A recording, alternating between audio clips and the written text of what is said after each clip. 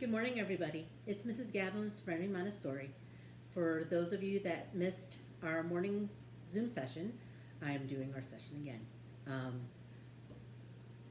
we're here talking about animals this week, and we are talking more about animal safety today. We are talking about dogs and cats and what to do with them when you see them on the street and when you want to spend some time with them. First off, I know we have some friends in school that have dogs at home, might have some cats at home, and we have a lot of friends that don't. But our friends right now are at an age where they love, love dogs and cats.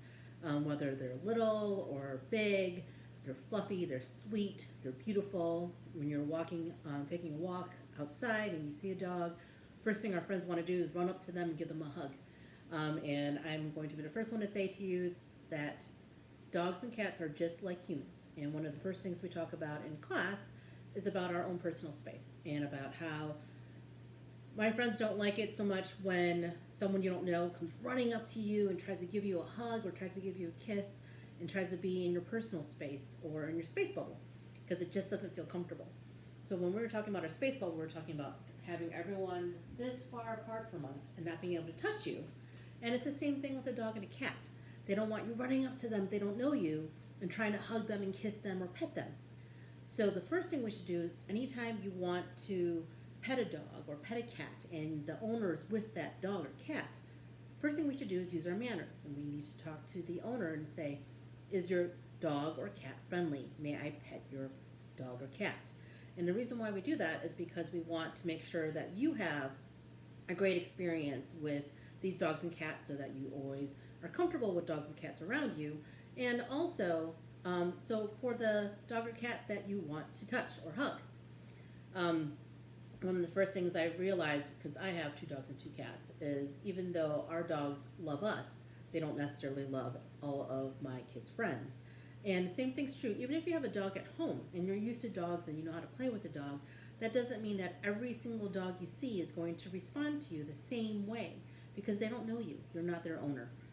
So anytime you see a dog or a cat, you want to make sure you stop, look right at the adult, and ask them nicely, may I please pet your cat or dog? Is your cat or dog, are they friendly? Is that okay? And if the person that's walking that dog, walking that cat, or has a cat in their home is going to love the fact that you asked them because that's what really polite boys and girls do. And if that dog or cat is friendly, of course you're going to say, yes, please do. And the reason why that's important is because, like I said, with our dogs, they seem friendly, they're really cute, they're really cuddly, but if it's someone they don't know or someone they don't recognize, they're not always going to be the friendliest if you're coming right at them. So we are looking to do some baking cooking today, and Mrs. Gavin was looking for a recipe that I thought everyone would actually have at home since we're currently all at home and not quite making it to the stores. So I was looking to make dog biscuits, which is great if you have dogs at home. It's just 3 ingredients. And it's also great if you don't have dogs at home. The reason being is now that everyone's stuck at home, everyone's taking more walks on the block, in the neighborhood, and wouldn't it be nice if you were able to make someone's day by offering them a home-cooked dog biscuit? It's something you could leave at the end of your driveway or on your sidewalk. You can make a sign, you can chalk the sidewalk and say that they're homemade by you and that you'd welcome any pet owner to take some for their dogs. Just one more thing that we can do as a community to make our lives a little brighter, a little sweeter, in addition to doing things like chalking the sidewalk or putting teddy bears in the windows for a teddy bear hunt, anything of that sort. So we're going to get started because we don't have much time. So this recipe just needs flour, 2 eggs, and some water. I'm going to go get my eggs.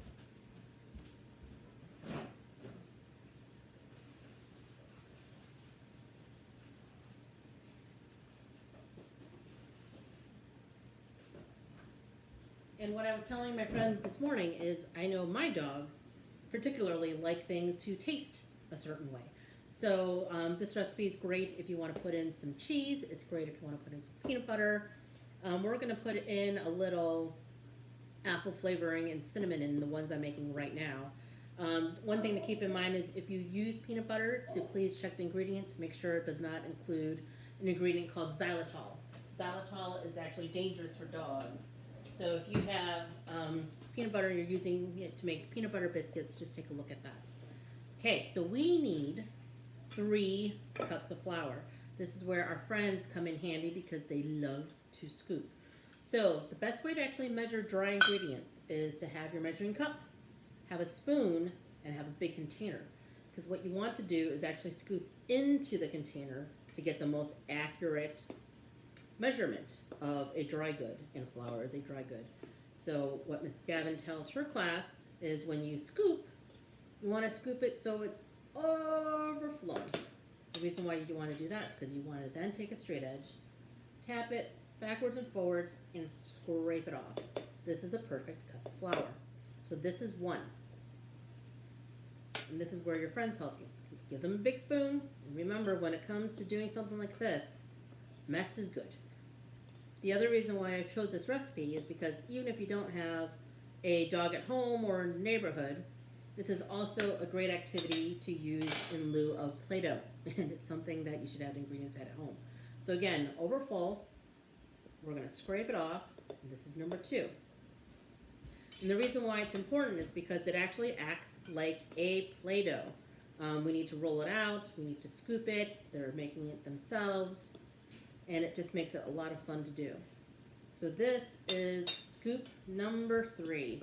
And we are going to scrape it off and tap it in. So we have our 3 scoops of flour. Next thing we need are our 2 eggs. One thing that I've noticed that people tend to do incorrectly is they tend to crack their eggs on the edge of a bowl.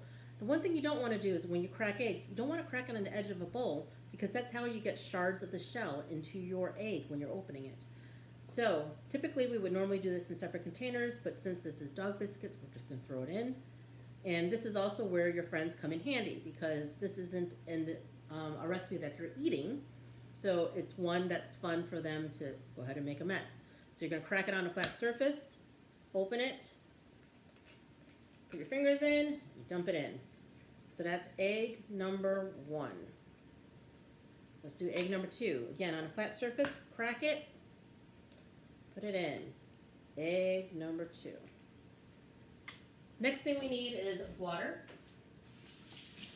And in this case, because I'm making ones that taste like apple, I'm actually using apple cider because Mrs. Gavin doesn't have any applesauce at home. So the recipe calls for about 1/3 of a cup. I'm discovering that it usually needs a little bit more. So I'm putting in 1/3 of a cup first, and if I need to, I will put more in. And all you do is mix. And again, if you make a mess, not a big deal. Partially because we need to roll this out like that, roll it out onto a flat surface. And also because the more mess you make with your kids, the more fun it is. And it's easily cleanable. It's just flour. So again, something fun for them to do. Let them mix it.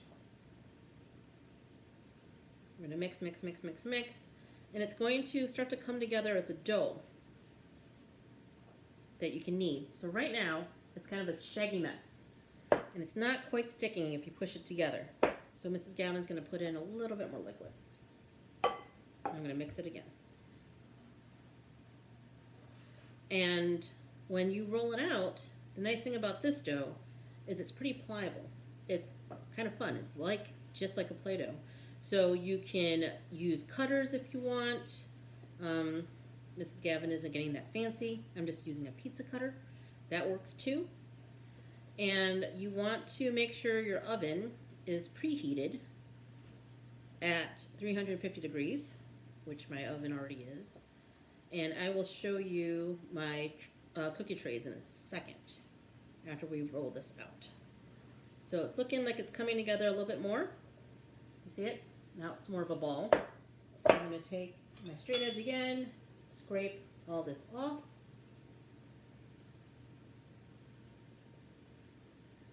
Then I'm going to dump it. It says you can dump it on a floured surface. That seems to be fine. I've discovered that the recipe seems to have enough flour that it's not really sticking. And you just smush it. So this is awesome for large motor skills. So what you want to do is take this part of your hand and smush it forward. So roll it towards you, smush it forward. You want your kids to combine it if they can, so you want to gather all the little pieces and smush it into each other to make it into a ball. So we're taking up all that flour that was already part of my dough, and my cooking surface is looking a little bit more clean. Again, I am just doing the same thing, taking it, pushing it, taking it, pushing it. And this is awesome for gross motor. It actually helps with developing what you need for holding a pencil for extended periods of time, because it's actually strengthening your thumb. So almost there. It's looking a little bit more smooth.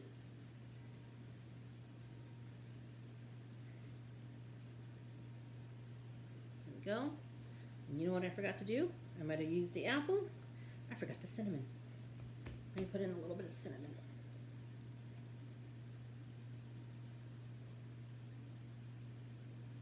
And I'm going to mix it in. Mix it into the dough same way I'm doing everything else. Pushing and pulling it back and forth with the heel of my hand.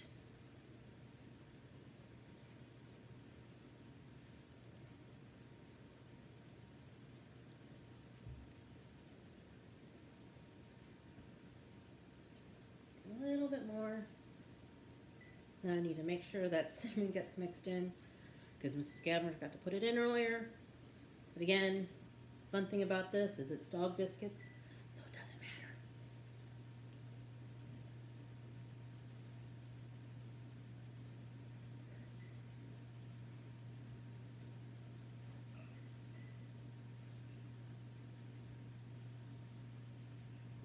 There we go.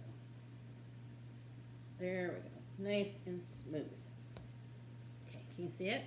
So it's all come together. It's a nice smooth ball. And I'm going to take my rolling pin to roll it out. Now if you don't have a rolling pin at home, because I know this caught everybody unaware, you can also use a heavy can. So if you have a can of tomatoes or anything like that, you can always wash it, take off the paper if there's paper, and go ahead and use that as your rolling pin. Or, since this is dog biscuits, if your kid or our friends at home have a play kitchen, go ahead and look for any of the rolling pins out of that play kitchen. That's also something you can use. So we want to see how thin we can make these. And what I've discovered when we bake them is they don't really spread because there's no oil in it. What they do is they puff a little bit and then they get hard. Move that over. Okay, there we go. And again, at this point, you can use cookie cutters if you want to use cookie cutters. Another thing that's safe for a friend if you're playing with it, take a plastic knife. Make sure you show them the difference between the quote-unquote sharp end and a not sharp end. The reason why at this age plastic knives are nice is because they're not actually able to cut their tongues or anything else on their bodies. It's just not sharp enough. Some of the butter knives at home can be sharp enough, which is why if you have plastic, you're better off. But the way Mrs. Gavin likes to cut these and make it simple is I actually use a pizza cutter. Does that make a mess? Here we go. So I don't care what shape mine are. I'm just going to roll them out. And again, the fun thing about this, treat it like it's Play-Doh. Let them have fun with it.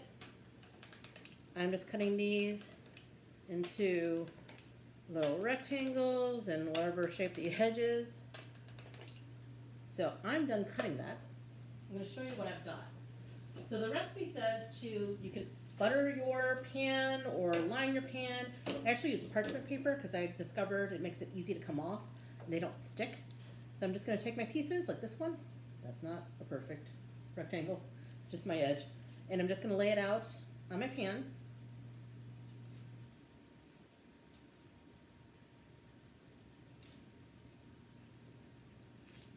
And if they stick a little bit, not a big deal. You can pull it up, clean off your space later, or if you need to, throw a little more flour on, not a big deal. And because Mrs. Gavin has an enormous pan, I'm going to see if I can fit it all on one and not need two.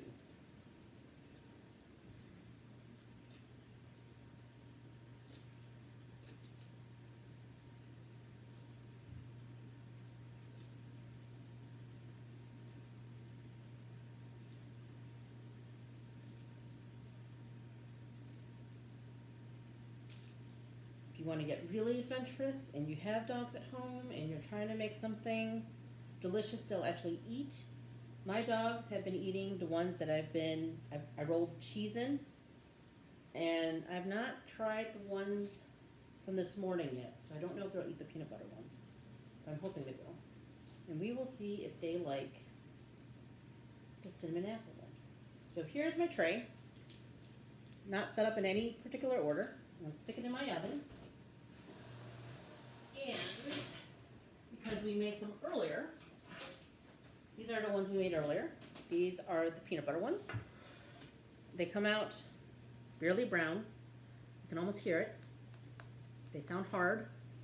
And they're just in any shape you want them to be. Those are peanut butter ones. These are cheese ones. Right there. So nothing fancy.